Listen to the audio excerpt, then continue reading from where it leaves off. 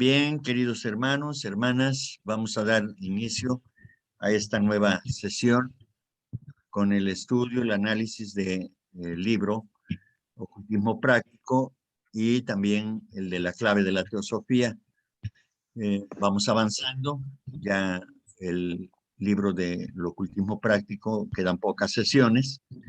El propósito es de que, aunque no estemos todavía en algunos casos cercanos a la posibilidad de hacernos aspirantes al sendero que un maestro de sabiduría pueda estar a cargo nuestro, pero de todas maneras en algún momento este conocimiento servirá, de tal manera que es por eso que decidimos tratar estos temas, porque en algún momento el alma recordará esto que ahora estamos platicando y que además seguramente algunos de ustedes ya practican. Y bien, pues de eso se trata.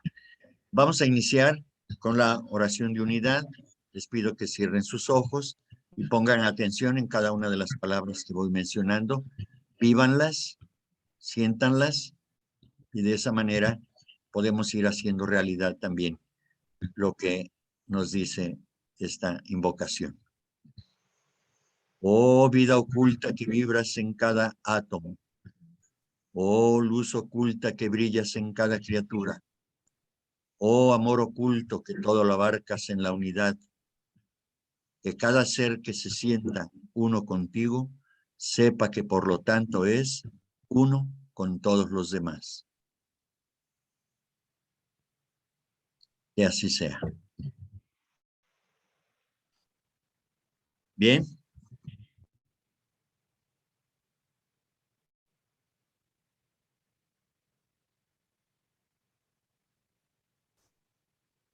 Todo esto lo voy a leer sin interrupción, el prefacio. Ahora vamos a tratar lo relacionado con las insinuaciones prácticas para la vida diaria. El prefacio dice así: las citas de que está compuesto este artículo no se entresacaron en un principio con el propósito de publicarlas y por lo tanto pueden parecer algo deslavazadas, es decir, algo que tiene cierto desorden, quizá. Bien, vieron primeramente la luz como una miscelánea teosófica, con la esperanza de que el lector pudiera hacer las convenientes anotaciones para formar un dietario de extractos y tener un duradero registro de los libros leídos, de modo que obtuviera positivo provecho de su lectura. Siguiendo este método, el lector condensaría en un breve espacio todo cuanto le pareciera esencial en el libro. También se insinúa como de valiosa ayuda para el estudiante aplicado el método de leer cada mañana cierto número de citas a fin de practicarlas durante el día y meditar sobre ellas en los ratos libres.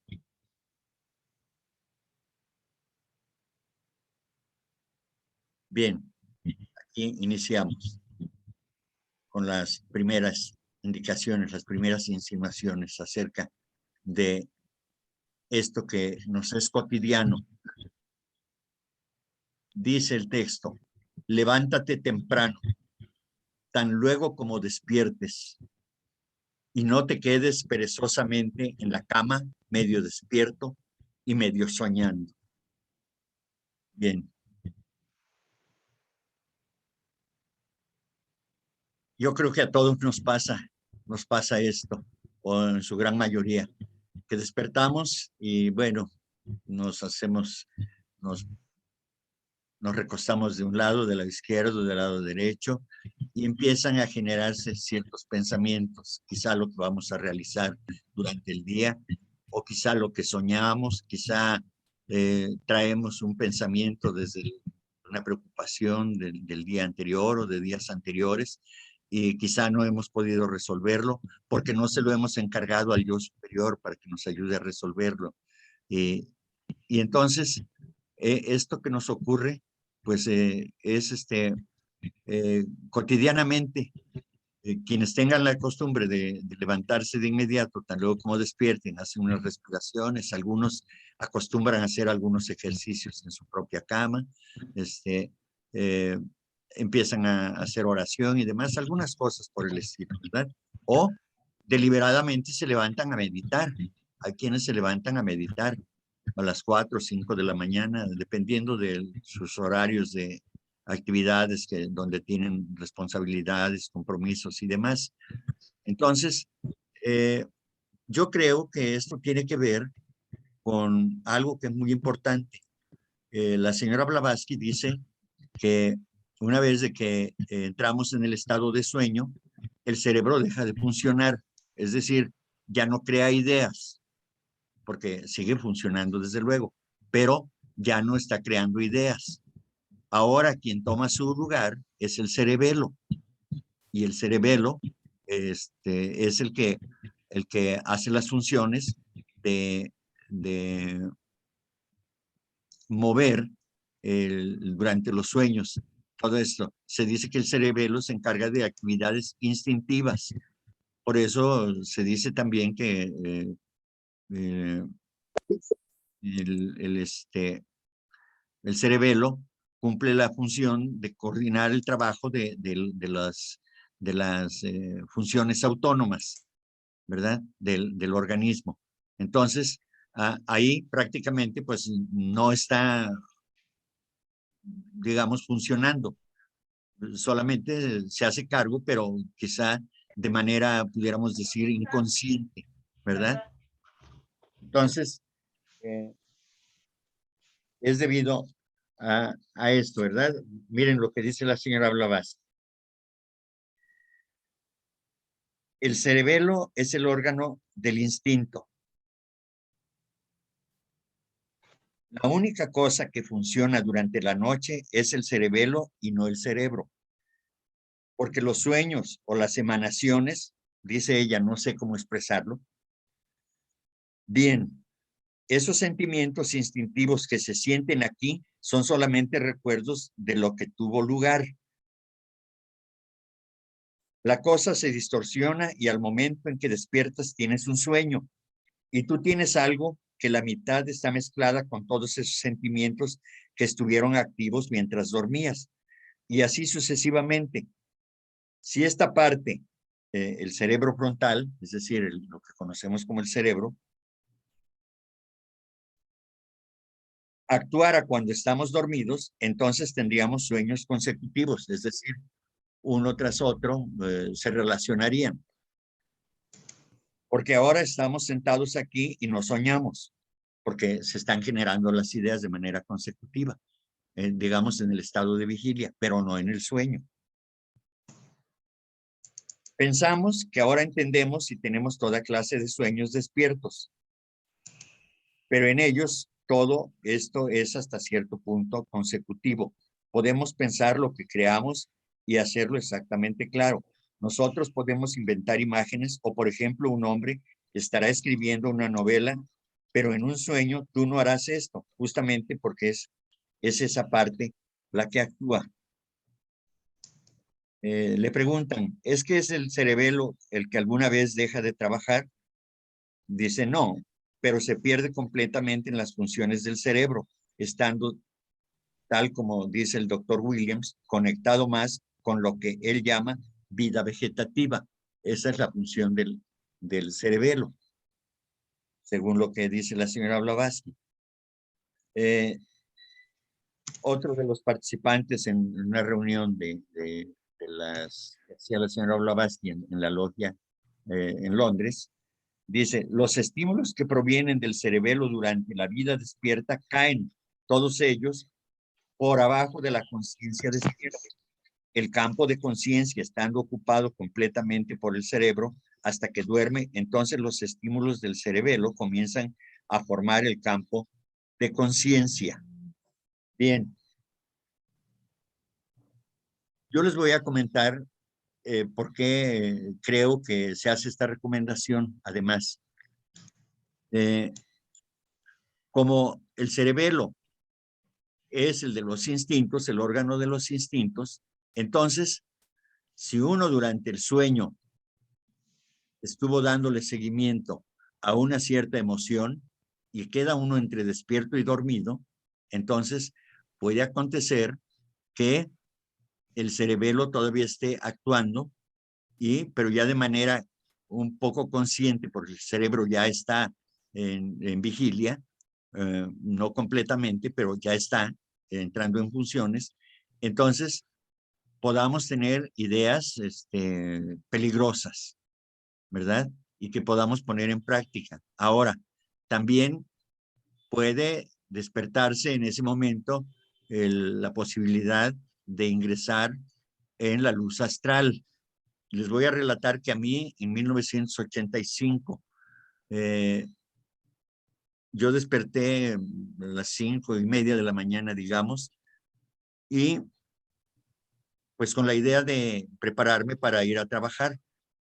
Entonces me quedé dormitando ahí y entonces en ese momento, relacionado con mi actividad, yo estaba frente al espejo, me estaba afeitando, arreglándome este hermoso bigote. Y entonces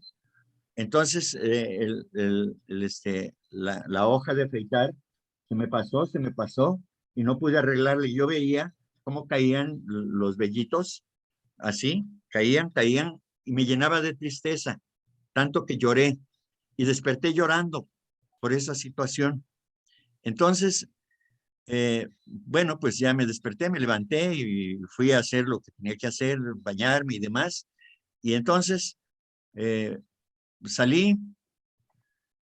Cuando de pronto iba yo en camino, viene el terremoto que se suscitó en 1985 y entonces la gran mortandad que hubo aquí en la Ciudad de México, esos eran los vellos de mi bigote y esa era la tristeza que yo sentía, ¿sí? Bueno, yo así lo relacioné, ¿sí? Entonces yo penetré en la luz astral y descubrí eso. No sabía de qué se trataba, pero me causó gran tristeza. Entonces, esos son los riesgos de quedarse en ese estado, porque puede uno penetrar en el astral y puede uno encontrar cosas muy desagradables. Y por otro lado, también los elementarios pueden ingresar en ese momento en que no está uno ni dormido ni despierto, y entonces pueden asumir funciones que uno no desea realizar, actos que uno no desea realizar, y que impulsados por la energía de los elementarios, puede uno cometer alguna imprudencia. Entonces yo creo que por eso es esto lo que se recomienda, ¿verdad? Porque sí, corremos riesgos, ¿sí? En ese sentido, y podemos penetrar en el mundo astral y ahí tener alguna información que quizá pueda lastimarnos, ¿sí? Bien, eso es por un lado. Bien, continuamos ahora con la lectura. Dice, después ora fervorosamente por la regeneración espiritual del género humano, a fin de que cuantos luchan en el sendero de la verdad reciban positivo y vehemente aliento de tus oraciones, y para que tú te fortalezcas sin ceder al halago de los sentidos.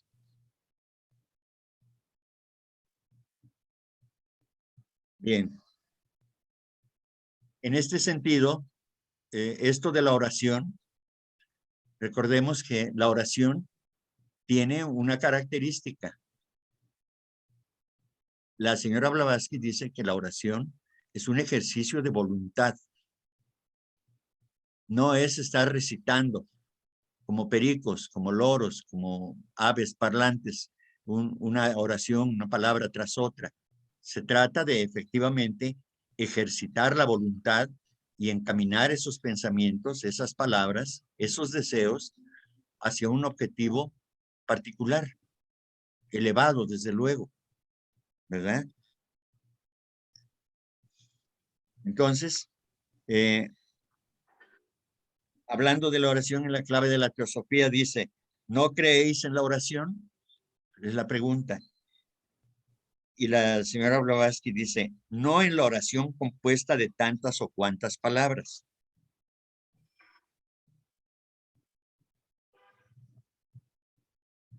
Entonces, en ese sentido, no es justamente estar pensando en esas oraciones que se dicen de corrido y de manera automática, sino que hay que darles una dirección. Hay que tener una intención a la hora de orar, pero no para pedir, que esa no sea la intención, pero por lo menos no pedir para nosotros, para el que está orando, ¿verdad? Sino pedir por los demás, para los demás. Eso es como debe hacerse, porque dice,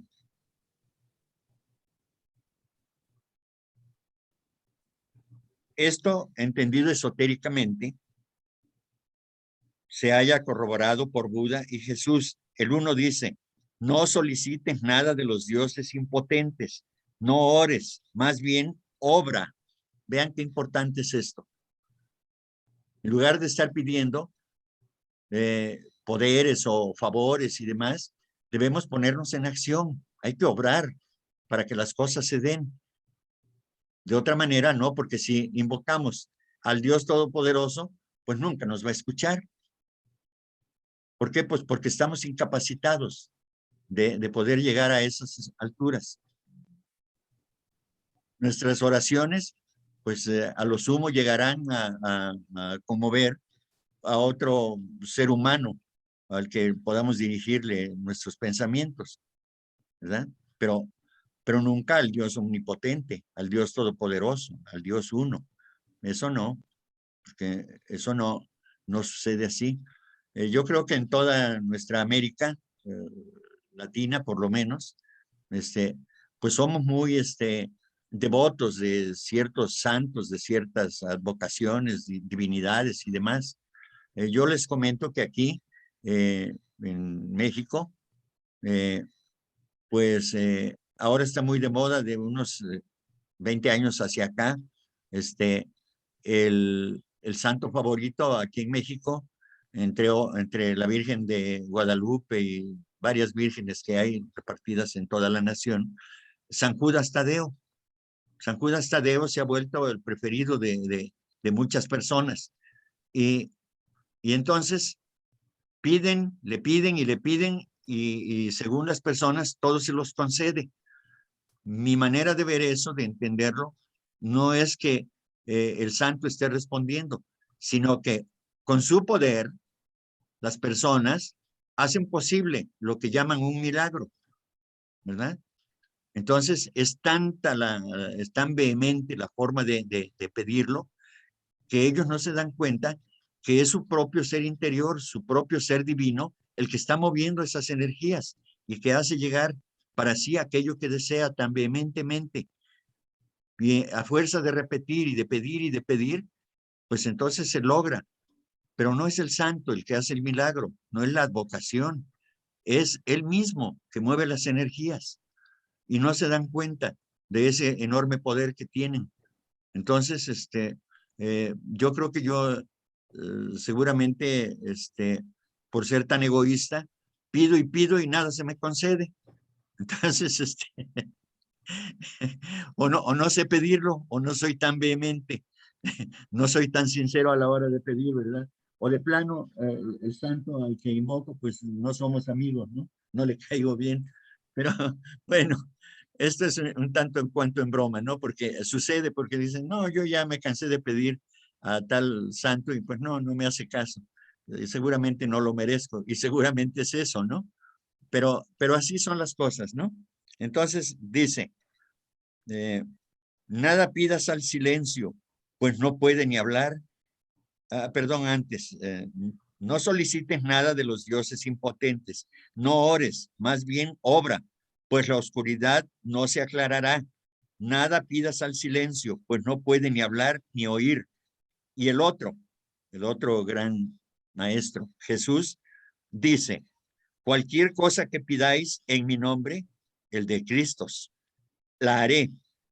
Considerada esta cita en su sentido literal, claro está que va contra nuestro argumento, es decir, de no estar pidiendo, ¿sí? Pero aquí se dice que pidan. Dice, pero si lo hacemos esotéricamente, con el pleno conocimiento del significado del término Cristos, que para nosotros representa Atma, Buddhi y Manas, es decir, la tríada superior, el yo superior, quiere decir que el único Dios que debemos reconocer y al que hemos de rogar, o más bien con quien hemos de obrar de acuerdo, es ese Espíritu de Dios cuyo templo es nuestro cuerpo en el cual habita. Es decir, nuestro yo interno es el único con el que podemos entendernos y es con el que podemos dialogar y ponernos de acuerdo y estar en concordancia con sus designios, con sus anhelos del yo superior, que son anhelos elevados, que son deseos que tienden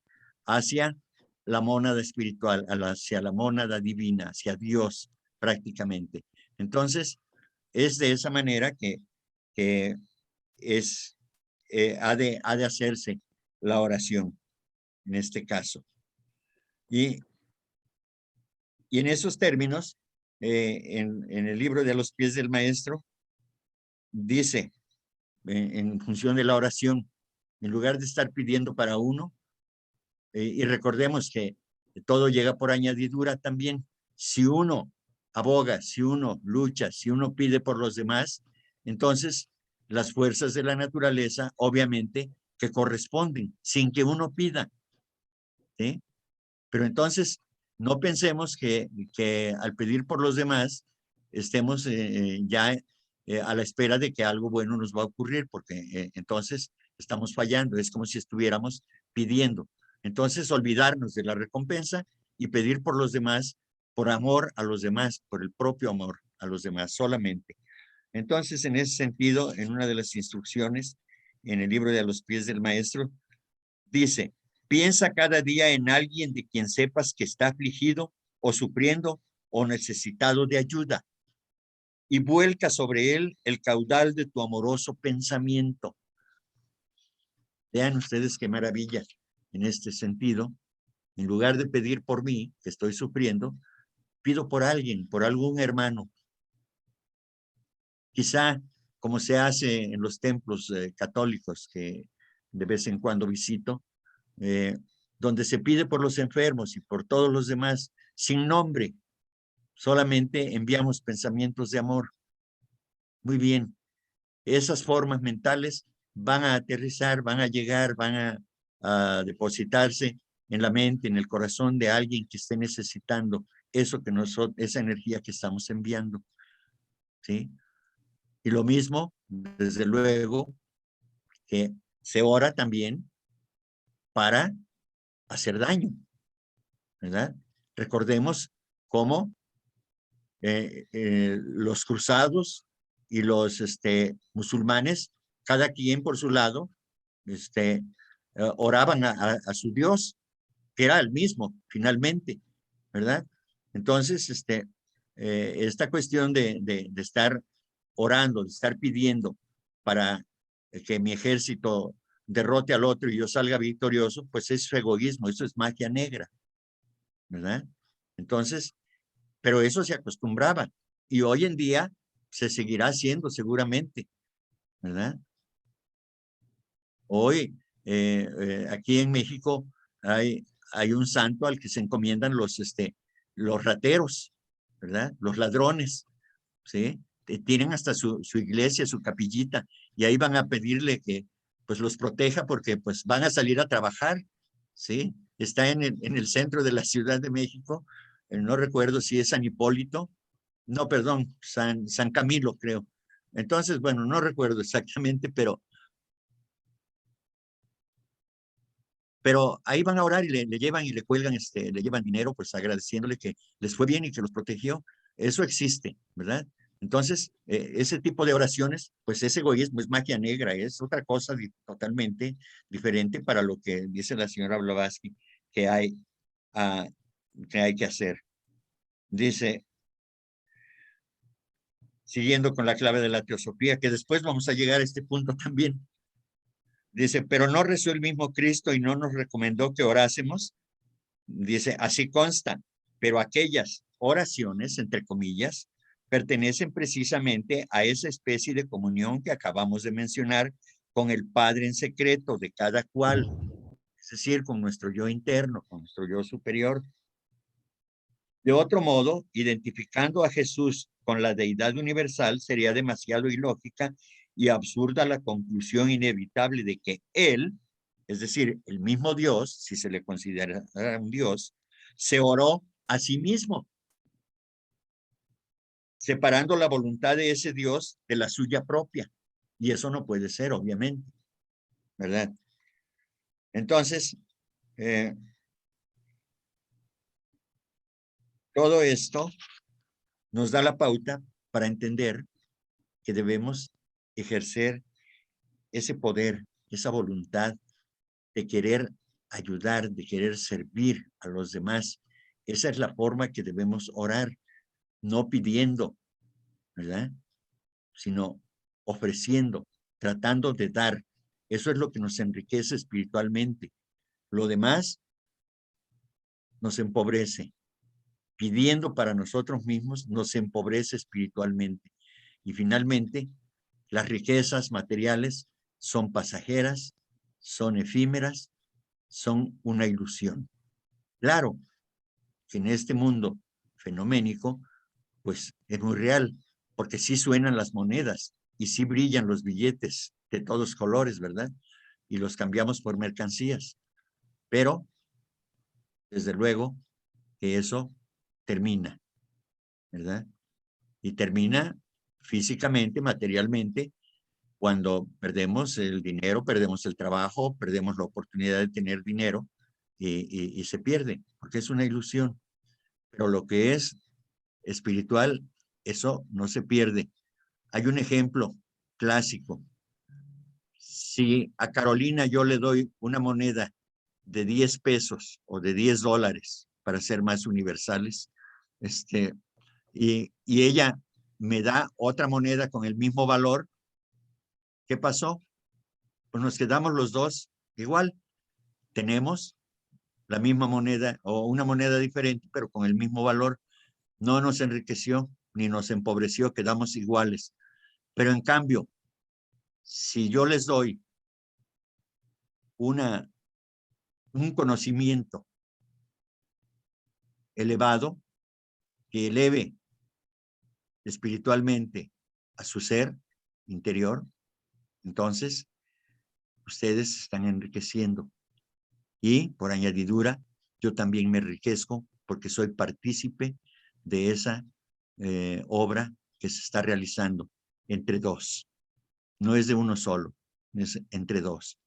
Y si así lo hacemos de manera general, derramamos esa bondad, ese amor hacia todos, pues entonces vamos enriqueciendo a la humanidad. Y de eso trata la teosofía, precisamente, de tratar de dar y dar y dar, solamente dar.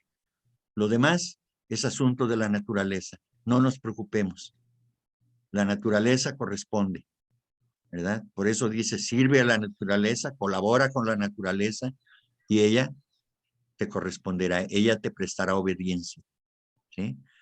No porque le demos una orden, sino porque de manera natural las cosas regresan, ¿verdad? Es un boomerang espiritual en ese sentido, ¿verdad? Entonces, una oración, como dice aquí, no estemos pensando en estar pidiendo por nosotros. Mejor oremos, si no tenemos otra cosa que dar, oremos por alguien que sepamos que está sufriendo, está pasando por un problema, ayudémosle de esa manera. Y estén seguros que esa plegaria tendrá efecto para con aquel ser humano que sufre. Bien. Luego dice, represéntate en la mente la imagen de tu maestro arrobado en Samadhi. Ponla delante de ti con todos sus pormenores. Piensa reverentemente en él y ruega por el perdón de todos los errores de acción y omisión. A ver, permítanme.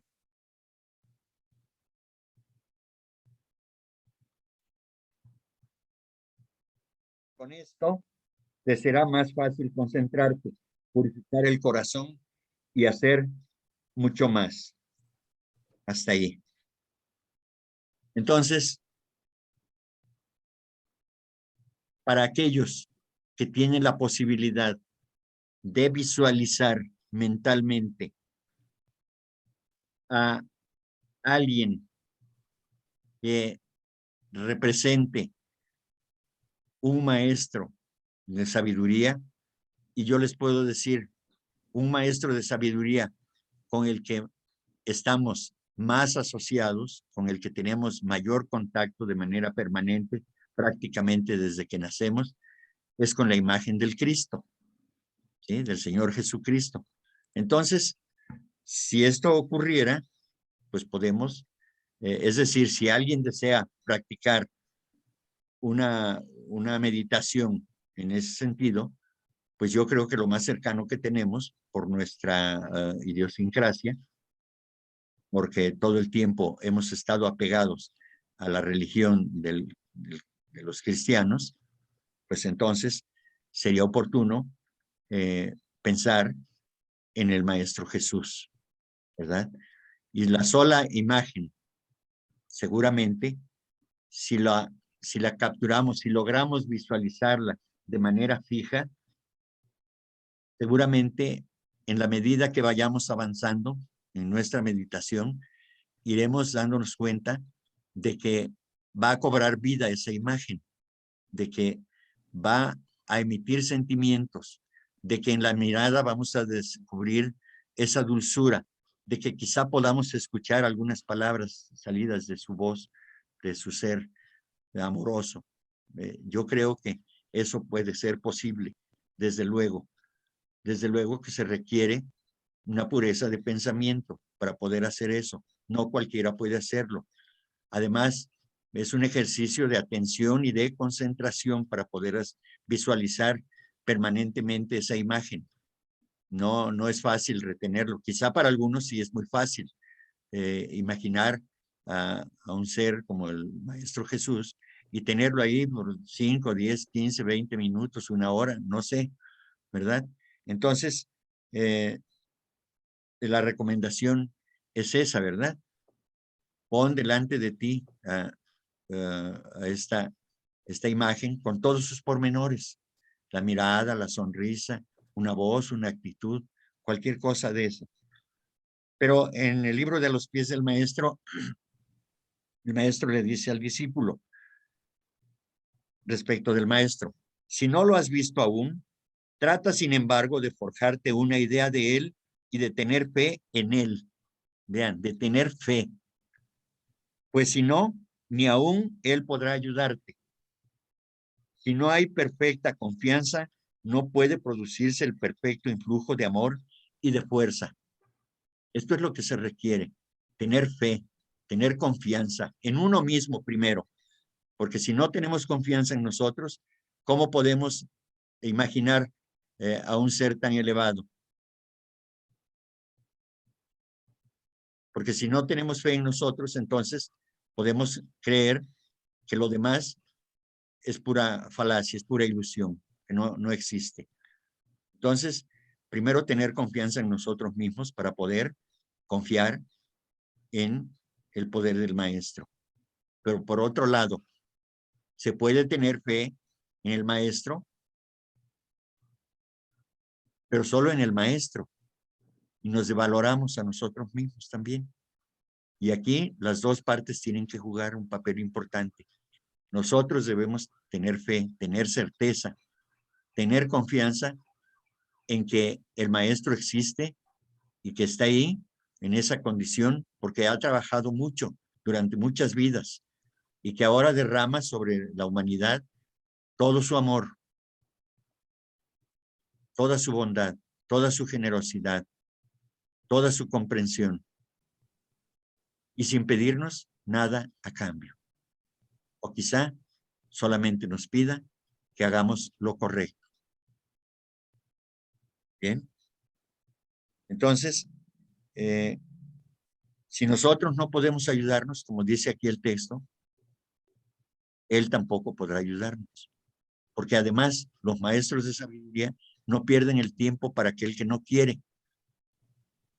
El que quiere, y da constancia de su voluntad de estar trabajando en la misma línea de manera constante, de manera firme, solamente de esa manera llamará la atención del maestro. De otra manera, el maestro no pierde ni un gramo de energía, ni un instante de su precioso tiempo, porque los maestros están dedicados, como sabemos o como entendemos, a obras grandiosas que tienen que ver con la humanidad en general, no con alguien que está indeciso, que a ver si puedo, a ver si quiero, que hoy me da la gana y que mañana no. Eso no. Hemos dicho que en el ocultismo no se admiten componendas, no es de que espérame tantito, maestro, como que no me siento a gusto hoy, no. Siempre debemos estar dispuestos, con maestro enfrente o sin maestro, siempre debemos estar dispuestos a superar nuestra actual condición, luchar por ese objetivo elevado. Yo sé que en muchos casos no es sencillo, pero por algo se empieza. Dicen que lo más difícil es dar el primer paso. Bien, pues vayamos quitando la dificultad y empecemos a dar ese primer paso. Y si ya lo dieron, pues continúen con la marcha ascendente hacia la consecución de ese logro inmenso de poder conectarse, no digo con el maestro, sino con la oportunidad de servir de manera sincera, de manera limpia, de manera que el corazón sea la expresión de la pureza en esos términos. Entonces, ese influjo de amor y de fuerza debemos ponerlo al servicio de los demás. Y les digo, hay quienes quizá puedan inspirarse en la imagen de uno de los maestros de la señora Blavatsky, o en la propia señora Blavatsky, o en el señor Buda.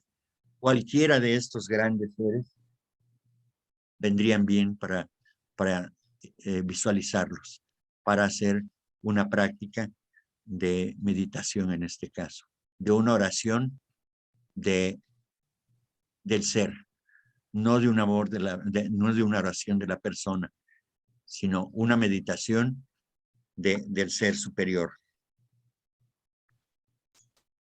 Bien. Continuamos ahora, dice.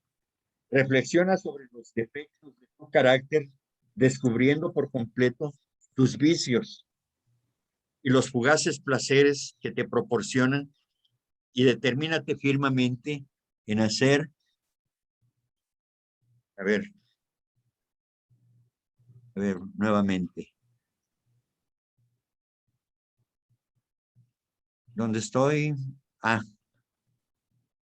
Reflexiona sobre los defectos de tu carácter, descubriendo por completo tus vicios y los fugaces placeres que te proporcionan, y determínate firmemente a hacer todo cuanto puedas para no ceder nuevamente a ellos. Bien.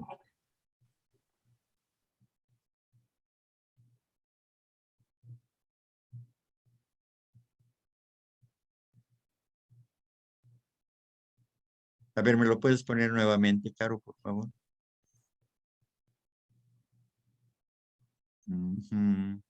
Bien. ¿Cuáles son los defectos de carácter que la mayoría de la humanidad tenemos? Orgullo, vanidad, celos, envidia, en fin, toda una serie de defectos que tenemos ahí. Entonces, ¿qué es lo que debemos hacer? Pues reflexionar precisamente sobre esos defectos que tenemos y qué debemos hacer una vez de que reflexionemos sobre esos defectos de carácter. Bueno, oponerles lo contrario, ¿verdad?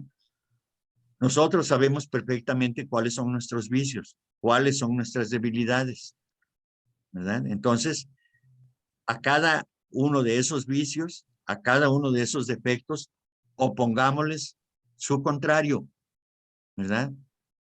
Y esos defectos nos maltratan. Entonces, maltratemos a esos defectos oponiéndoles lo contrario, es decir, la virtud. De otra manera, si no hacemos nada por eliminarlos, ellos nos van a maltratar y nos van a meter en muchos problemas.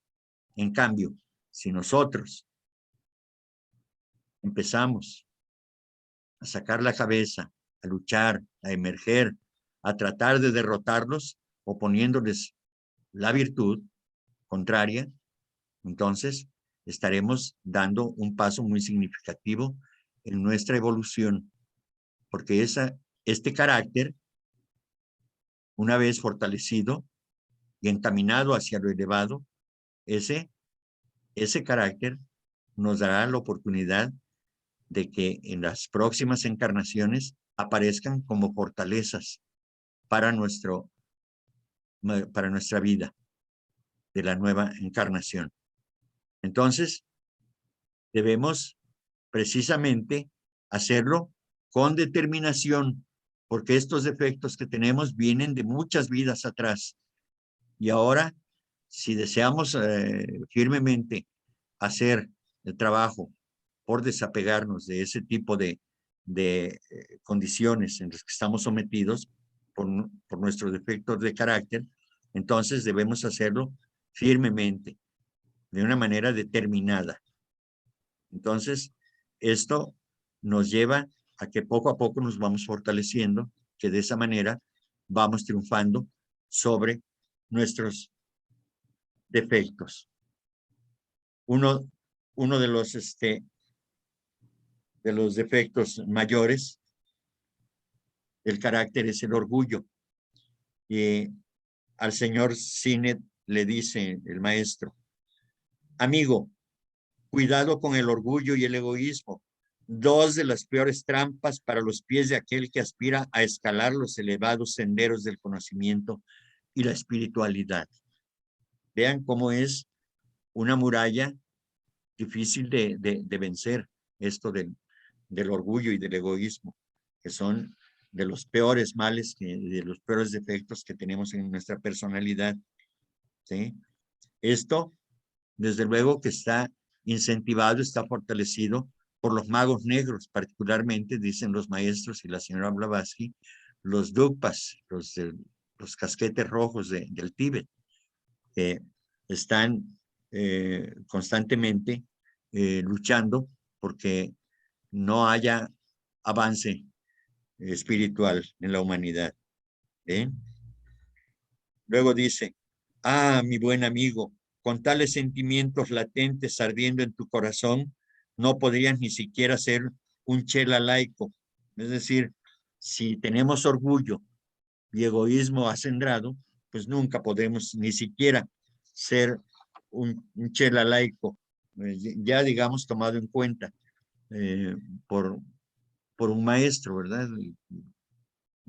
A través de alguno de los discípulos aceptados que tenga el maestro, ¿verdad? Ni siquiera a ese grado se puede llegar. Hablando más sobre estos defectos, dice en otra de las cartas: el verdadero mal procede de la inteligencia humana y su origen reside completamente en el hombre racional que se disocia de la naturaleza. Entonces, solo la humanidad es el verdadero origen del mal. El mal es la exageración del bien, la progenie del egoísmo y la codicia humana. Piensa profundamente y encontrarás que, con excepción de la muerte, que no es un mal sino una ley necesaria, y de los accidentes que siempre encontrarán su recompensa en una vida futura, el origen de todo mal, ya sea grande o pequeño, está en la acción humana, en el hombre cuya inteligencia lo hace el único agente libre de la naturaleza. Aquí está claramente dicho que aquello que dijo el filósofo francés: el hombre es el arquitecto de su propio destino. No hay más. Somos nosotros los seres humanos los que nos acarreamos los males. ¿A través de qué? De nuestras acciones, de nuestros pensamientos y de nuestros deseos materialistas. Luego dice: el alimento, las relaciones sexuales, el beber, son todas necesidades naturales de la humanidad.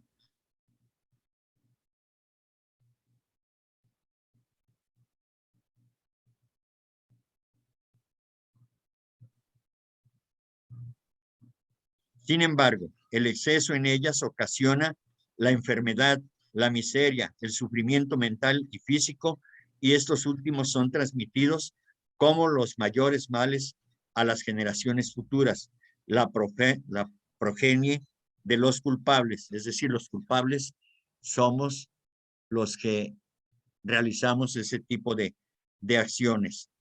Nuestras acciones de ahora aparecerán en el futuro.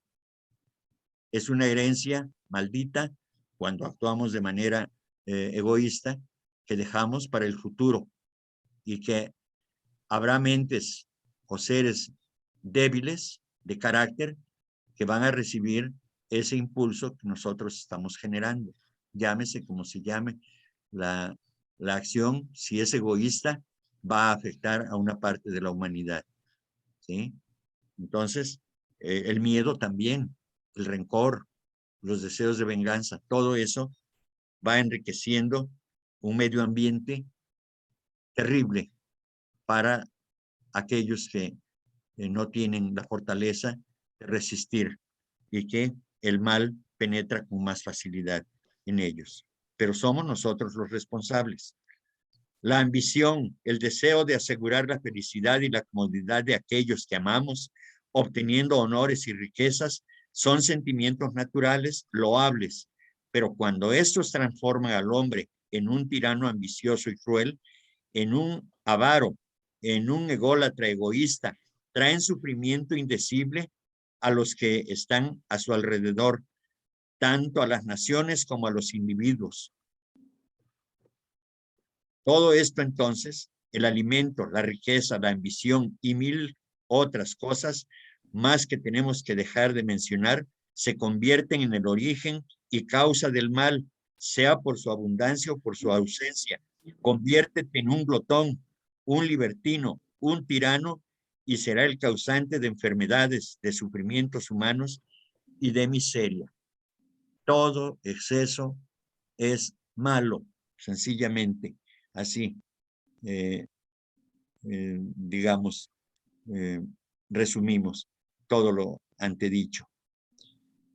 Luego dice, reflexiona acerca de estas pocas palabras, encuentra toda causa de mal que puedas imaginar y síguela hasta su origen y habrás resuelto una tercera parte del problema del mal. Sí, aquí lo importante es reconocer, estudiar de dónde procede el mal, y una vez que lo encontremos, entonces ataquemos de raíz eso que nos ocasiona ese mal, ese disgusto, ese problema que tenemos en la personalidad, en nuestro carácter, esos defectos que tenemos. Pero hay que ser profundamente sincero y hay que tener una voluntad de acero para continuar, porque no es sencillo. Es muy fácil emprender quizá, pero sostener ese esfuerzo, pues no siempre lo podemos lograr, porque tenemos un enemigo muy poderoso, enemigo que nosotros hemos construido con nuestros deseos y nuestros pensamientos, ¿verdad? Entonces es necesario que nos forjemos un carácter fuerte para poder afrontar toda la problemática que conlleva el hecho de destrozar, de derrumbar aquello que construimos en el pasado. Bien. Este autoanálisis que te lleva ante el tribunal de tu propia conciencia facilitará tu progreso espiritual en un grado que no podrías imaginar. Claro, este autoanálisis nos lleva, desde luego, a una especie de autoconocimiento. Y repito, esto tiene que ser de manera sincera, porque es frente a nuestra propia conciencia, a nuestro propio ser. ¿verdad? Quizá podamos autoengañarnos y pensemos que nuestra conciencia es la conciencia egoísta, ¿verdad? Que siempre encuentra acomodo de tal manera que las cosas resulten placenteras para aquel que está tratando de autoanalizarse. Si lo vemos desde el nivel de la complacencia, pues entonces no vamos a avanzar, ¿verdad? No habrá progreso espiritual, desde luego, ¿sí? Y por ello debemos estar muy atentos, que nuestro esfuerzo sea verdaderamente sincero. De lo contrario, no vamos a ningún lado. Bien. Dice el siguiente: mientras te laves o bañes, ejercita tu voluntad, deseando que las impurezas morales se eliminen al propio tiempo que las corporales. En tus relaciones con los demás, observa atentamente las reglas siguientes. Bien, después vendrán, ¿no? Pero vamos a hablar. También en el libro de los pies del maestro hay un precepto que dice: el cuerpo es un animal a tu servicio, el corcel sobre el que cabalgas. Por consiguiente, debes tratarlo bien y cuidarlo. No debes fatigarlo demasiado. Hay que nutrirlo convenientemente, tan solo con alimentos y bebidas puras, manteniéndolo siempre escrupulosamente limpio, libre de la menor mancha de suciedad. Bien, pues esto tiene su porqué. En primer lugar, es bueno para la salud, ¿verdad? Entonces, por eso dice que se ejercite aquí el poder de la voluntad, para que recordemos que se dice que el agua lo limpia todo, ¿verdad? Entonces, el agua también se le relaciona con el mundo astral. Entonces, todas esas impurezas de pensamientos que tenemos en nuestro cuerpo astral, pues según lo que se dice aquí, pues podrá limpiarse, pero es a través del ejercicio de la voluntad, porque si yo estoy deseando estar limpio, pues seguramente que eso va a trascender más allá del cuerpo físico, pero tiene que ser, repito, un acto de sinceridad también, aunado al de la voluntad, para que verdaderamente haya una limpieza, no solamente en el cuerpo físico, sino además en las cuestiones que tienen que ver con la esfera moral, ¿verdad? Y esto tiene que ver con las relaciones que sostenemos con las demás personas, ¿verdad? Entonces, luego dice otro precepto: porque sin un cuerpo perfectamente limpio y sano, no podrás llevar a cabo el arduo trabajo de preparación, ni podrás soportar el esfuerzo incesante de que ello requiere. Pero tú debes ser siempre quien domine a tu cuerpo y no el cuerpo quien te domine.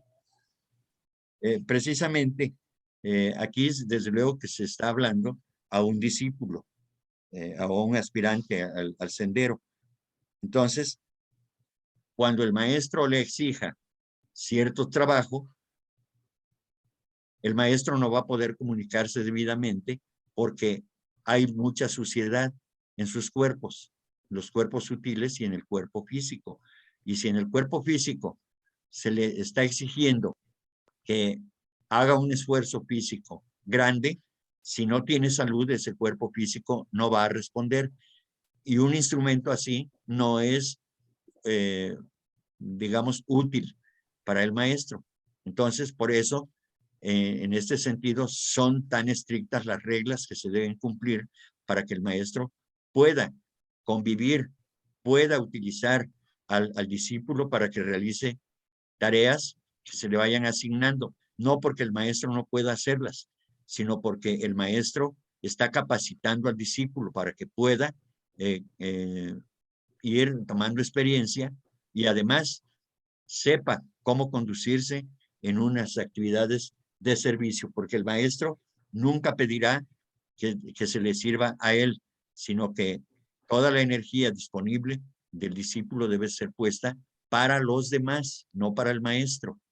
Y eso facilita las cosas, desde luego, porque de otra manera, si hay impureza, un maestro no puede acceder a tener contacto con el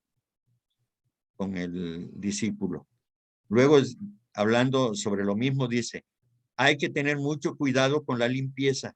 Muchas son las razones para ello, no solo por cuestión de salud, ni simplemente porque es una cosa refinada que debe hacerse, sino también porque el maestro usa de manera especial a aquellos que están en estrecha relación con él para derramar sus fuerzas.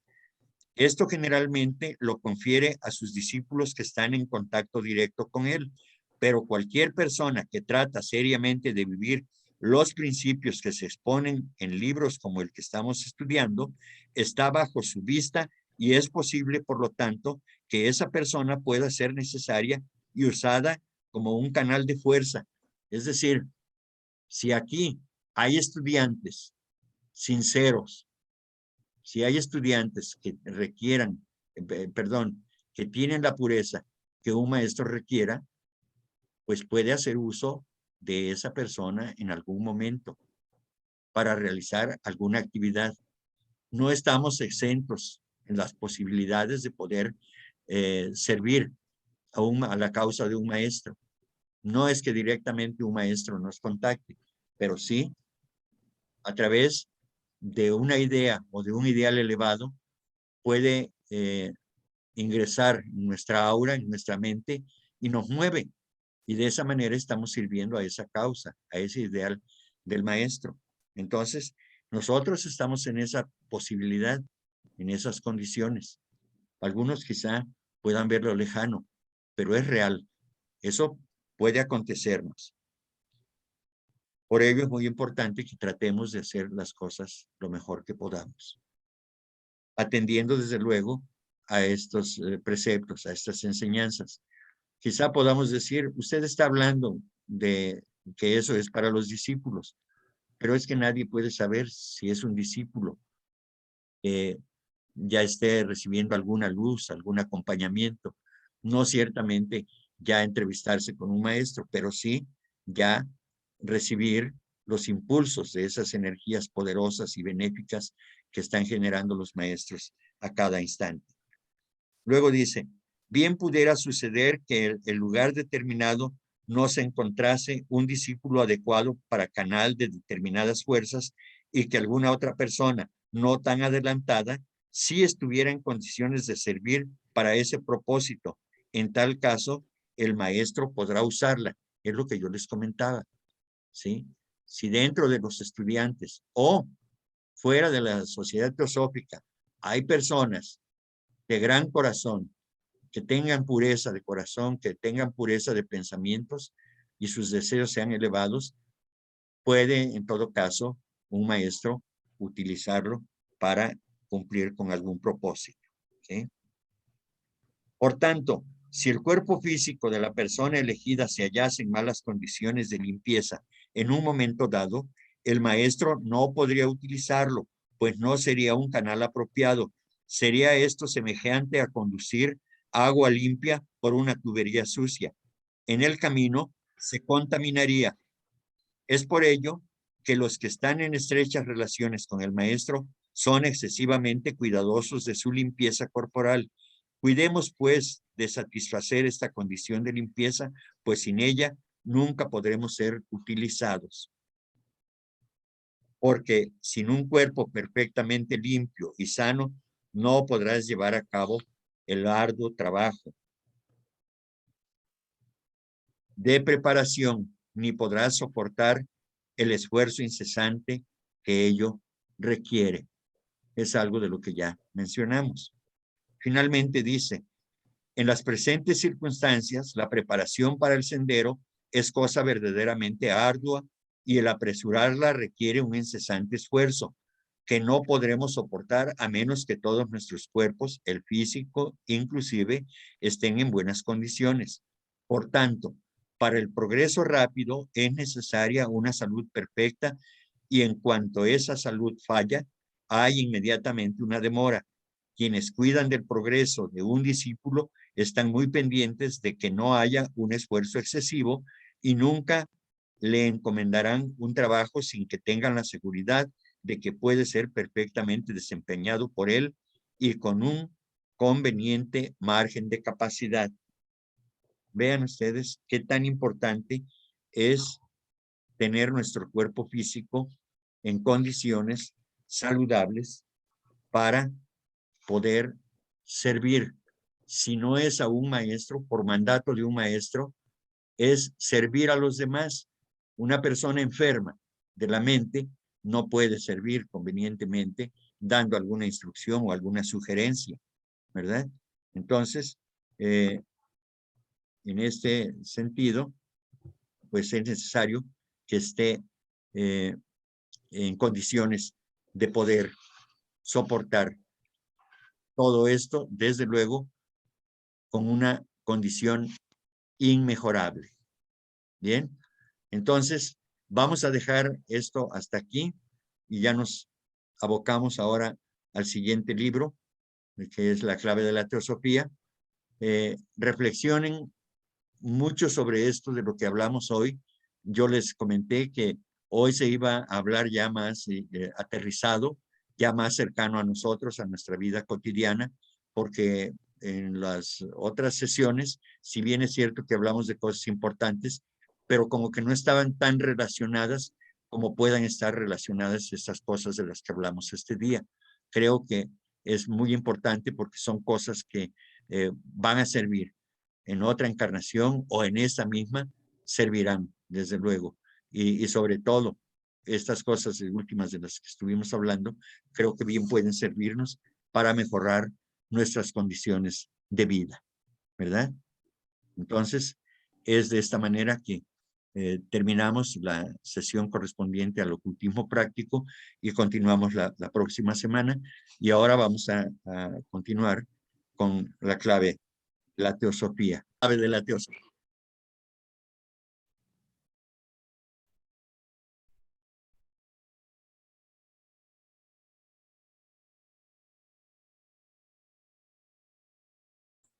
La Había pregunta una es, bonita pregunta, Enrique. No sé si quieres regresar o continuar ahí. pues yo creo que está bien, porque creo que va, está claro. Dice, habéis dicho que la identidad de nuestro origen físico está probada por la ciencia y la de nuestro origen espiritual por la religión de la sabiduría, es decir, por la teosofía. Sin embargo, no dan muestras los darwinistas de afección fraternal muy grande. No dan muestras los darwinistas de afección fraternal muy grande. Ok, bien, la respuesta es, precisamente, esto es lo que demuestra la deficiencia de los sistemas materialistas y prueba que nosotros, los teósofos, tenemos razón. La identidad de nuestro origen físico no alcanza ni estimula nuestros sentimientos más elevados y profundos. Privada de su alma y espíritu o de su esencia divina, la materia no puede hablar al corazón humano, pero una vez probada y grabada profundamente en nuestros corazones, la identidad del alma y del espíritu del hombre real, inmortal, según nos enseña la teosofía, esto nos conducirá lejos en el camino de la verdadera caridad y buen deseo fraternales. Bien, ya decíamos en la sesión anterior, ¿no? Que la evolución física pues, solamente tiene que ver pues con la parte, digamos, de las formas, ¿verdad? Y en cambio, la evolución espiritual pues tiene que ver precisamente con esa cosa que tratamos de comprender, pero que como no tenemos todo el conocimiento, pues solo hablamos de manera general. Por ejemplo, cuando una persona fallece, pues se dice que se van al cielo o que se van al infierno, los desencarnados, los llamados muertos, ¿sí? Entonces, ahí subyace ya la idea de que aquí se queda el cuerpo y el alma se va, o sea, sigue vivo para estar a la diestra del Padre, según se dice, o en el infierno con el diablo, ¿verdad? Entonces, sí, de alguna manera hay la creencia de que eso sobrevive, eso ya, que llamamos alma o espíritu.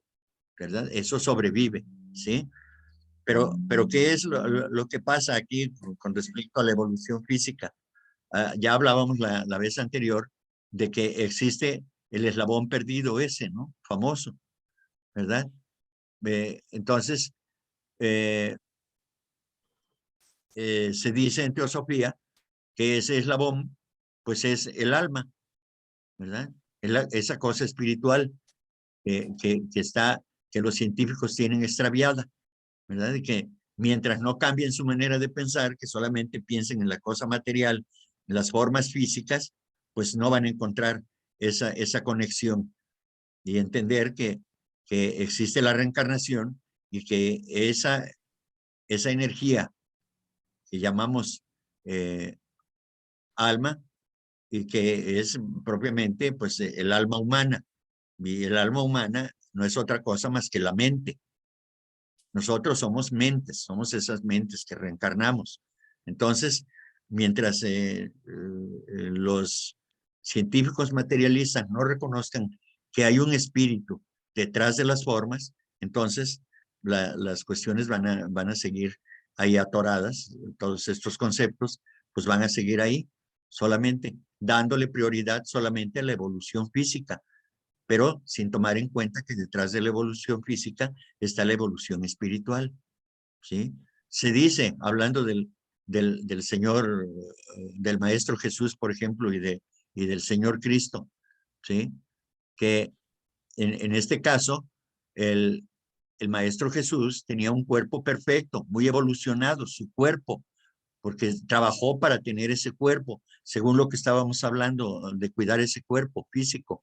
Entonces, el Maestro Jesús requería de un cuerpo, es decir, como espíritu, digámoslo así, el Maestro Jesús requería de un cuerpo perfecto para poder hacer el trabajo que le fue encomendado, ¿sí?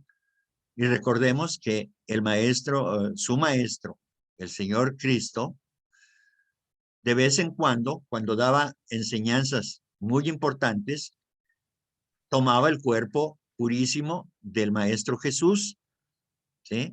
Ese es el caso. Entonces, los científicos, obviamente, los evolucionistas, pues eso no lo van a entender ni lo van a aceptar. Creo que hasta la fecha no se entiende ni se acepta de esa manera, ¿verdad?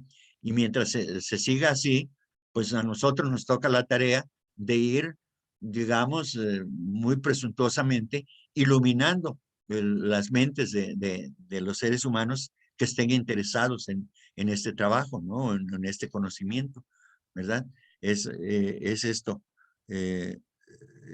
lo que tenemos aquí con respecto al evolucionismo físico y a la evolución espiritual, conjuntamente con la evolución en todos los sentidos del ser humano y de todo lo que existe, desde luego. Y porque hablamos de los reinos elementales, de esas partículas elementales, hablamos del reino mineral, del reino vegetal, del reino animal, y ahora estamos en el reino humano y queremos nosotros alcanzar el reino divino. Eso es a lo que aspiramos, ¿verdad? Pero antes tenemos que pasar por el reino angélico, además, ¿sí? Entonces, es así como debemos entender esto de la evolución en términos generales. Bien. La pregunta es, más, ¿cómo explica la teosofía el origen común del hombre?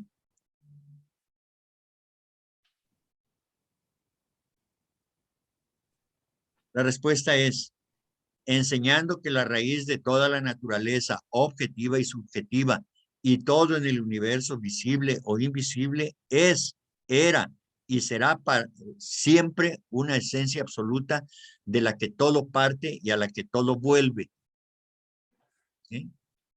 Entonces, esto es lo que ya hemos explicado, ¿verdad? Hay una sola energía en el universo. Hay un solo elemento, el elemento uno, del cual deriva, del cual nace todo, ¿verdad? Y que ha estado ahí, siempre ha estado ahí y estará por siempre, ¿verdad? Y eso no es otra cosa más que el espacio, ¿verdad? Que contiene esa esencia absoluta aquí, de la que todo parte, dice, y a la que todo vuelve. En el espacio está todo, ¿verdad? En el espacio nacen los mundos, en el espacio se desaparecen los mundos, y nosotros también en ese mismo espacio aparecemos y desaparecemos físicamente. Pero recordemos que hasta en las materias físicas se dice que la materia no se destruye, solo se transforma, ¿verdad? Entonces, el universo siempre ha sido el mismo, solamente cambian las formas, los fenómenos, pero la energía, toda la esencia del universo siempre ha sido la misma. Y el hecho de que no la conozcamos no quiere decir que no exista, pero siempre ha estado ahí, siempre estará, así como es, era y será. Es una esencia absoluta, con sus grados de manifestación, desde luego. Que nosotros, algunos de los grados de manifestación los conocemos. Cuando hablo de manifestación, hablo de la diferenciación. Cuando viene la diferenciación, viene la manifestación. Y la manifestación se puede dar en planos que no son tangibles para nosotros, que no podemos verlos, que no los conocemos, como los reinos elementales, por ejemplo. ¿Verdad? ¿Te puedo pasar tu ropa, Go? O todo lo que tiene que ver con la mente, eso es intangible. ¿Sí?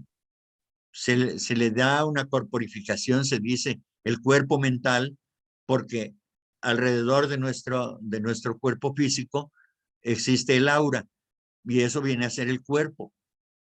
Una luz, bandas de luz solamente, ni es algo que podamos tocar tampoco, ¿verdad? Pero sí puede ser visible para ciertas personas que tienen desarrollada la clarividencia. Entonces, nosotros, como estudiantes de teosofía, dice aquí que debemos de fomentar por todos los medios prácticos y en todas las naciones la difusión de la educación en este sentido, ¿sí? Entonces, es muy importante que difundamos este conocimiento, que hay un solo elemento del cual deriva todo lo que existe, ¿verdad? Lo tangible y lo no tangible. Lo no tangible no es tangible porque no tenemos desarrollados esos sentidos para poder sentirlos, tocarlos, visualizarlos, ¿verdad? Bien. Viene entonces a continuación. Dice, esta es la filosofía aria, representada por completo tan solo por los vedantinos y el sistema budista. Con este fin, es deber de todos los teósofos fomentar por todos los medios prácticos y en todas las naciones la difusión de la educación antisectaria. Es decir, que todos debemos vernos como una sola unidad. Aún los científicos, aún los religiosos, aún los que no creen en estas cosas, son parte nuestra, son esos elementos que junto con nosotros formamos una gran fraternidad universal. Y entonces, eso es lo que debemos fomentar, que todos somos una sola unidad y que en función de ello debemos colaborar unos con otros para que podamos alcanzar la meta que tiene la humanidad, la meta de alcanzar esa divinidad, que no la manifestamos verbalmente, pero que nuestro ser interno sí anhela, sí ansía elevarse a esas alturas espirituales. Y por eso es que trabajamos, por eso es que estudiamos, por eso es que servimos, por eso es que nos ocupamos de enseñar no solamente teosofía, sino otras materias. Por eso nos empeñamos en servir mejor en nuestra empresa, ya sea empresa particular o que sirvamos en una empresa que no es nuestra, o de cualquier manera, ese servicio es la muestra de que nosotros estamos anhelando una superación personal, pero no me refiero solamente a la cuestión física, sino a la cuestión espiritual. Cada paso que demos por mejorar nuestras condiciones y las condiciones de los demás, estamos dando un paso hacia la espiritualización. Desde luego, si esto es dado sin egoísmo, con ausencia de egoísmo, sin esperar nada a cambio, ¿sí? Tenemos, por ejemplo, la Orden Teosófica de Servicio, ¿verdad? Que fue creada por la señora Annie Besant, ¿sí? Aquí tenemos, aquí en este momento tenemos a la representante, a una de las representantes en México para ciertas actividades. Tenemos además a una persona que está aquí con nosotros que hace eso de lo que estoy diciendo, hace por medios prácticos, está demostrando que hay cosas que se pueden hacer, ¿sí? Es una persona que está aquí entre nosotros y que como no estoy autorizado, no puedo decir su nombre, pero que se dedica a rescatar animalitos y a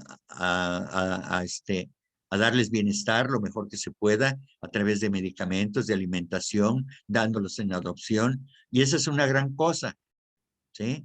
Y es a través de estos medios prácticos como nosotros podemos dar muestras de esa, de esa educación antisectaria. O sea, no importa que sean animales, no importa que sean de cualquier especie, son seres vivos que si sufren, hay que tratar de sacarlos del sufrimiento, lo mismo que a los seres humanos. Y todos debemos vernos como esa sola unidad que somos, pero que nuestra mente inferior, nuestra mente separatista, la mente concreta nos dice, tú eres tú y yo soy yo. Entonces ya ponemos una barrera y una distancia. Pero en realidad, si viéramos clarividentemente, veríamos cómo al momento que estoy hablando yo con otra persona, hay un intercambio de energías, ¿sí?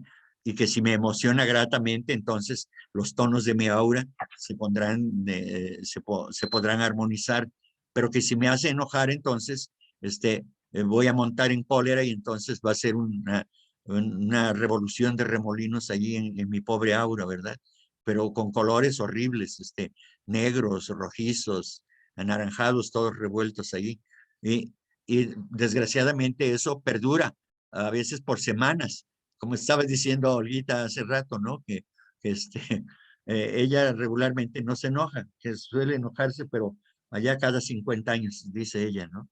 Entonces, no dijo 50, pero sí, yo le exageré, pero sí que bueno que se tenga ese tipo de actitudes. Ese es un medio práctico de demostrar que se está haciendo algo eh, por el propio bienestar y al mejorar uno, obviamente que mejora todo. Porque si yo doy un paso hacia adelante, lo doy junto con toda la humanidad. ¿Sí? Bien. ¿Ahora es? Bueno. 9:15 casi, Enrique. Bueno, ¿todavía aguantan hasta la media? Bueno, ahí veremos. Si se van retirando, pues ya ni modo. Bueno, para cumplir de una vez, ¿no? Por lo de las 7:30 a las 9:30. Bien, entonces, ¿tienen algo que decir hasta aquí? Si quieren expresar algo de lo que he dicho. Bueno, creo que no. Continuamos entonces. Pregunta, ¿qué recomiendan, además de esto, los estatutos de la sociedad a sus miembros? Me refiero al plano físico. La respuesta es, la organización de la sociedad descrita por Eduardo Bellamy en su magnífica obra Looking Backwards, mirando atrás, representa admirablemente la idea teosófica respecto a cuál habría de ser el primer gran paso hacia la completa realización de la fraternidad universal. El estado de cosas que describe no alcanza la perfección, porque aún existe y obra el egoísmo en el corazón de los hombres, pero en general el egoísmo y el individualismo han sido dominados por el sentimiento de solidaridad y fraternidad mutuos, y el plan de vida descrito en la obra reduce a un mínimo las causas que tienden a crear y alimentar el egoísmo. Bien, pues no conozco la obra, pero desde luego que si nosotros nos deshacemos del miedo, de la ambición personal, del egoísmo, del orgullo, de la vanidad, de los celos, de todo tipo. Con todas esas lindezas que acabo de mencionar, si nosotros nos desapegamos de eso, entonces podremos con una mayor libertad practicar la fraternidad, ¿sí? Entonces, eso es lo que se exige a todo miembro de la sociedad, porque como es el primer objetivo, el de la fraternidad, se exige que se practique la fraternidad. Desde luego, cada quien tendrá su propio concepto y desde luego lo expresará. Pero aquí lo importante es de que sí, efectivamente, es esta cosa que existe dentro de la sociedad y que quienes nos comprometemos, unos más que otros menos, a poner en práctica ese primer objetivo, pues lo hacemos a nuestro entender y según nuestras propias capacidades. Quizá todavía no es la completa realización como se pide aquí de esa fraternidad universal, pero se está avanzando, ¿sí? El hecho mismo de que ustedes estén aquí presentes es una muestra de fraternidad y les interesa. Y a mí también me interesa. Estamos interesados, nos estamos hermanando, estamos confraternizando en esta actividad mutua. Porque si yo estoy aquí hablando como la voz en el desierto, que nadie me va a escuchar, pues entonces no hay eco.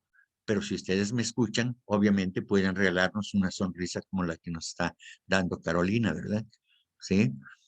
O cuando participan, cuando escuchan, cuando razonan acerca de lo que estamos hablando. Todo eso tiene que ver con esa fraternidad, ¿sí? Bien, Perdón, Enrique, creo que Olgi te quiere hacer una pregunta. a ver.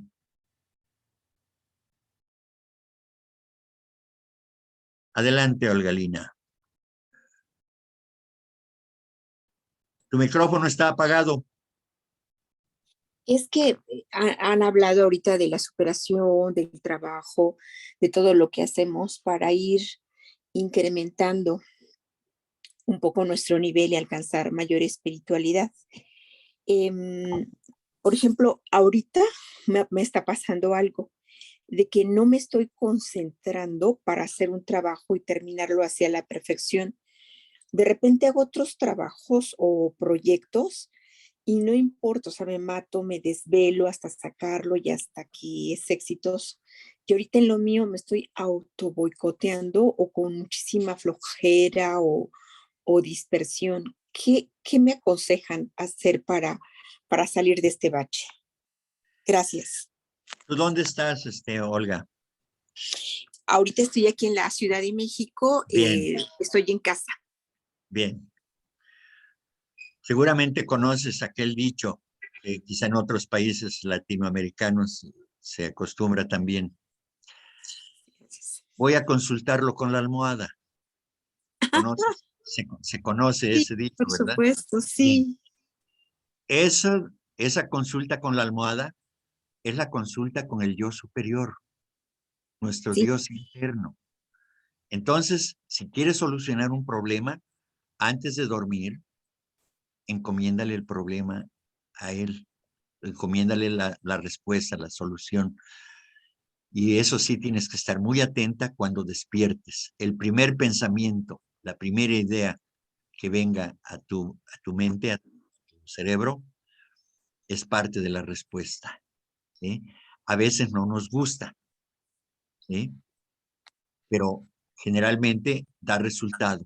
Entonces, si tú te tranquilizas, te pones en paz antes de dormir, dedicas unos momentos a concentrarte hacia lo que vas a preguntar, lo que es lo que deseas saber, entonces lo más seguro es que vas a obtener una respuesta. En el sentido que sea, pero la vas a obtener, porque con lo que estás haciendo estás demostrando que sí te interesa, pero que tienes otras prioridades quizá, por alguna causa, o porque quizá lo otro es demasiado fuerte y quizá tengas dudas de cómo afrontarlo, cómo resolverlo, cómo llevarlo a cabo, no sé. O quizá también no sea el momento, porque tu ser superior lo sabe cuando te conviene, así que no te desesperes tampoco, ¿sí? A lo mejor tienes que esperar porque todo llega a su debido tiempo, ni antes ni después. Y si no va a llegar, no va a ser posible, no va a llegar, ¿sí? Pero si es algo que te interesa, va a llegar el momento. Y a veces uno piensa, como cuando pierde uno el vuelo del avión y el avión se cae, ¿verdad? O Ujú. se va al barranco. Y dice, ay, qué bueno que perdí el vuelo, porque si no ya estuviera yo difunto, ¿no? Entonces Es aquí cierto. también, ¿qué tal si el proyecto no va a caminar en este momento? Entonces, no te preocupes demasiado. Todo llegará a su debido tiempo. Pero si quieres intentar pedirle consejo a tu verdadero ser, a tu yo espiritual o tu yo superior, entonces puedes hacerlo. Muchísimas gracias. Gracias. Ah, Gracias, Rosy. bien, De nada, nena. bien, creo que podemos avanzar. La pregunta es, ¿qué recomiendan, además de esto, los estatutos de la sociedad a sus miembros? Esa ya la leí, Enrique. Ya está, ya vi. Bien, la pregunta siguiente es, de modo que, como teósofos, tomaríais parte en todo esfuerzo que tendiese a la realización de semejante ideal, es decir, de la fraternidad universal. La respuesta es, ciertamente, y lo hemos probado con hechos. ¿No habéis oído hablar de los clubes y del Partido Nacionalista que han surgido en América desde la publicación de la obra de Bellamy? Van ganando terreno cada día y con el tiempo irán ganando más y más. Pues bien, esos clubes y ese partido fueron creados al principio por teósofos, uno de los primeros. El Club Nacionalista de Boston, en Massachusetts, tiene 2 teósofos por presidente y secretario, y la mayoría de su consejo ejecutivo pertenece a la Sociedad Teosófica. En la constitución de todos los clubes y en la del partido que están formando, la influencia teosófica y de la sociedad es franca y abierta, porque toman todos como base, como primero y fundamental principio, la fraternidad humana, tal como la enseña la teosofía. En su declaración de principios dicen, el principio de la fraternidad es una de las verdades eternas que dirigen el progreso del mundo por caminos que distinguen la naturaleza humana del bruto. ¿Qué más teosófico que esto? Pero no basta.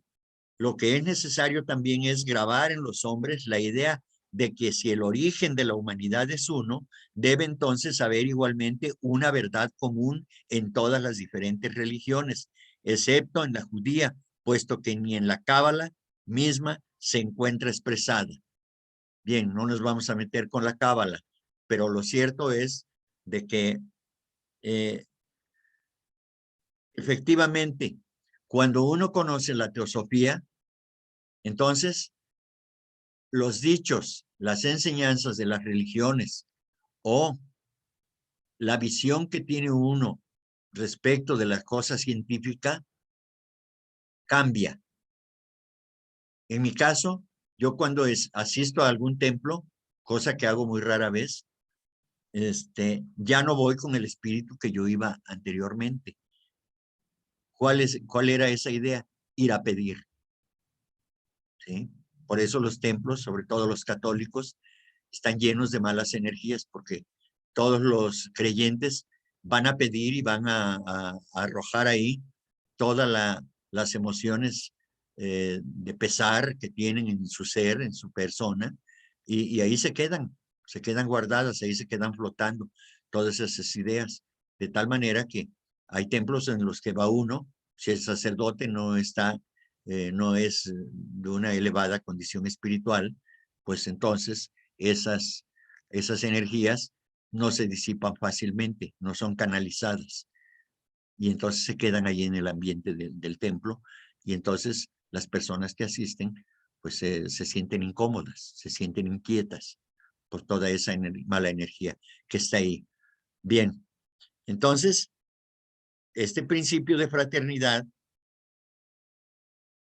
conlleva sacrificio, es decir, sacrificio como ofrenda hacia los demás, lleva colaboración, lleva solidaridad, lleva esfuerzo, lleva valor, lleva el gusto por querer estar, lleva el entusiasmo, ese espíritu de fraternidad. Todo eso forma parte de nuestro quehacer para poder hacer realidad esa fraternidad que deseamos. Pero no solamente la fraternidad humana, sino más allá, fraternidad con todo lo que existe. Porque los materiales, por ejemplo, nos sirven para construir nuestros hogares, ¿verdad? Ese reino mineral está contribuyendo para nuestro bienestar, de manera inconsciente si ustedes quieren, pero lo está haciendo y están evolucionando esas partículas. Se les llama mónadas minerales, ¿verdad? El reino vegetal nos proporciona oxígeno, nos proporciona frutos, nos proporciona alimento, nos proporciona bienestar, nos proporciona hasta hoy, lamentablemente, viviendas que nos acogen con calidez, ¿verdad? Llegará el momento en que sea sustituida ese material para que los árboles expresen su vida de otra manera. Pero hoy por hoy, así es. Y eso es parte de esa fraternidad. Entonces, nosotros también debemos mostrar esa fraternidad ayudando a esos elementos de la naturaleza a que también evolucionen, ¿sí? Tal es el caso de los cuerpos de los seres humanos que son sepultados. Los que son sepultados se transforman en larvas, en gusanos, en toda clase de bichos y que luego alimentan, se funden con el reino mineral y luego es absorbido por el reino vegetal y luego vuelve al reino humano o al reino animal y el ciclo continúa eternamente, ¿verdad? Entonces, ahí hay una fraternidad explícita, manifiesta totalmente. Todos los reinos se ayudan entre sí para que puedan elevarse.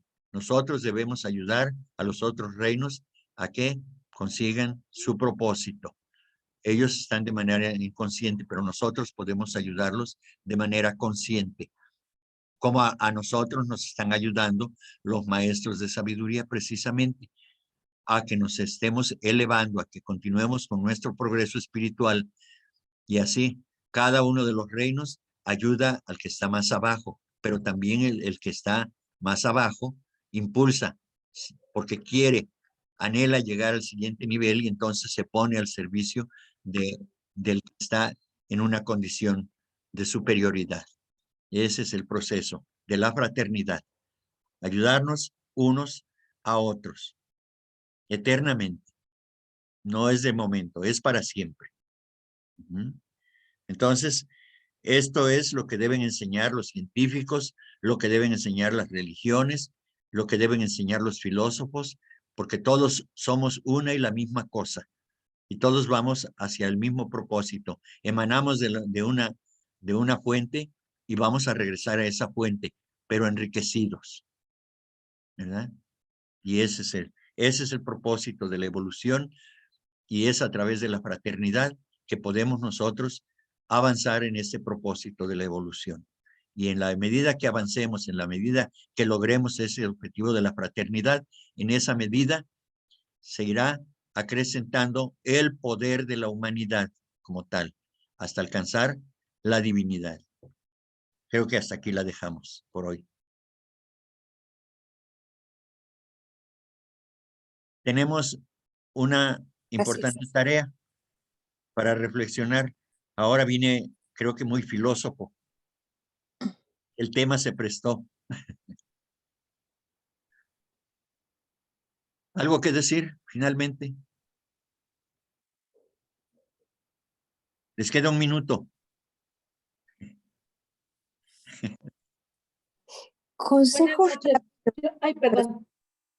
para cuidar también nuestro cuerpo bien, para que esté preparado para preparado para todo. Lo que dijo de Jesús. ¿Cómo preparó él su cuerpo? Ah, yo hablé de el resultado kármico, es de que en otras vidas, tal como lo estamos haciendo ahora, ya sea por recomendación médica o por cuidado de nosotros mismos, porque nos amamos físicamente, le damos a nuestro cuerpo los mejores alimentos para que esté fuerte y sano, ¿verdad? Desde luego, lo recomendable es no comer carne, pero bueno, la mayoría de la humanidad come carne, ¿sí? Bueno, y me incluyo, porque yo también lo hago, ¿sí? Pero en la medida que demos alimentos más puros, entonces tendremos células más puras, tejidos más puros y todo el esquema corporal más puro. Y para la siguiente encarnación, si hemos, a través de diferentes encarnaciones, hemos tenido cuidado de alimentar a nuestro cuerpo de manera apropiada, entonces tendremos cuerpos saludables en el futuro.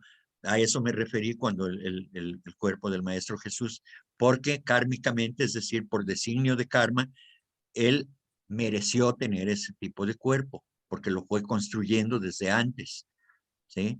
Lo construimos con nuestros deseos, con nuestro alimento, con nuestro propósito de tener cuerpo sano. Y ya cuando el propósito es servir a un maestro, entonces mucho más cuidado se tiene, mucho más se le da lo necesario para que esté fuerte en todos los sentidos ese cuerpo físico.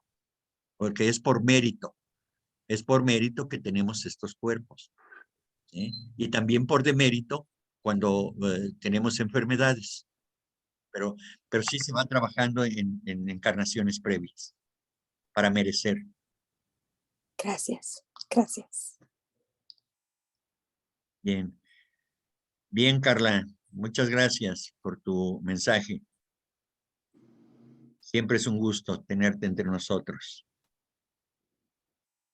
Norma, adelante. Gracias, maestro. Yo quiero preguntar, por favor, ¿qué es una monada? Porque no me queda claro. ¿Qué es una monada? Bueno, una monada soy yo. También, también. Perdón por la broma y el mal chiste, pero Sí, No, está bien, muy bien. es una mónada. mona. Ok. Mónada viene Monada. de monas, uno, de una unidad. Es un término de raíz griega y significa eso, unidad, uno. Entonces, la mónada, cada nosotros somos una moda, una partícula, digamos, de espiritual, vamos a decirlo así, porque la mónada es eso precisamente, una, una chispa, una chispa de la divinidad, justamente. Somos esa chispita luminosa que por el momento, pues no la podemos ver, y bueno, solamente cuando hacemos cosas bellas de servicio incondicional a los demás, pues entonces es la manifestación de esa divinidad. La divinidad no tiene características selectivas ni predilección por nadie, sino que actúa por todo y para todos, por el bien de todos, ¿sí? Porque es la divinidad. Nosotros somos esa divinidad, nosotros somos Dios. Recordemos una respuesta que dio o una enseñanza que dio el Señor Jesucristo. Sois dioses y lo habéis olvidado, dijo. Y entonces, efectivamente, ¿sí? Somos parte de esa divinidad y por lo tanto somos esa divinidad, ¿sí? Ok. Muy bien, muchas gracias. Sí, Norma. Al contrario, gracias por preguntar, porque eso nos enriquece Gracias. a todos. Bien. ¿Alguien más?